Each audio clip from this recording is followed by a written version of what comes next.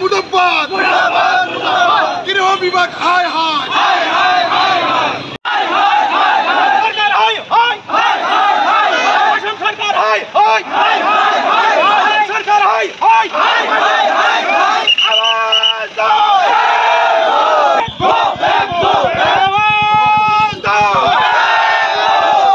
সকলেই জানে আমি প্রথমবারের ভাবে হোম সরকারক ধিক্কার দিছো যে আমার সাধারণ মানুষের যে অত্যাচার চলে আছে খালি একটা মুসলমান জাতির উপরত এইটো কিন্তু সহ্য করা নহয়। আজি সকলেই জানে আজি চিৰাগুড়া উচ্ছেদ কৰিলে দুখীয়া মানুহ এইবিলাক মানুহ ক'ত যাব, যিবিলাক পাৰ্ট টাইম মানুহ আছে সেইবিলাকক আজিলৈকে সংস্থাপন দিব পৰা নাই। সিহঁতৰ কাৰণে আমি আৰু যি গোৱালপাৰা সকলেই জানে উচ্ছেদ কৰিছে, উচ্ছেদৰ নামত আজি যে মানুহবিলাক গুলিয়াই মাৰিছে তাৰ কাৰণে অসম চৰকাৰে গৰিহণা দিছো।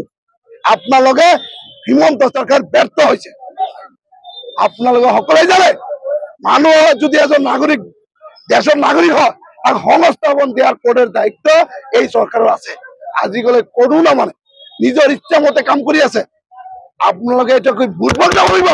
মুছলমান বেলেগ জেগাৰ পৰা অহা নাই, আমি ইয়াৰ জেগা ইয়াতে পঢ়া শুনা কৰিছো, ইয়াতে বায়ু পানী খন মাতি আহিছো, ইয়াৰে জন্মগ্ৰহণ আমি অসমীয়া হয়। কৌৰৱৰ খবৰ আমি অসমীয়া।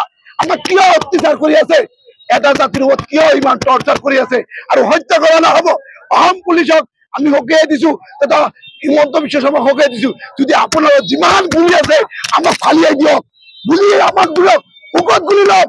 আৰু সহ্য নহয় মুছলমানৰ ওপৰত আৰু আমাৰ সহ্য নহয়। ঘৰে ঘৰে যে আমাক গুলিয়াই মাৰক আমি যাওঁ, এনেকে কষ্ট আৰু সহ্য নহয়। আজি দুখীয়া মানুহ যিবিলাক ল'ৰা ছোৱালী পানী খাবলৈ নাই, আজি খোৱাৰ বৰত মানুহ ককবগাই আছে, এখন তিৰপল নাই আৰু এই চৰকাৰে মানুহক গুলিয়াই মাৰিছে। তাৰ কাৰণে আমি ধিক্কাৰ দিছো আৰু গোৱালপাৰাৰ যি দুটা মানুহে গুলি খালে সেই ফেমিলিক আমি সমবেদনা জ্ঞাপন কৰিছো আৰু এই চৰকাৰক অনুৰোধ কৰিছো যদি আপোনালোকে উচ্ছেদৰ নামত গুলাগুলি কৰে তেনেহ'লে সহ্য কৰা নহব।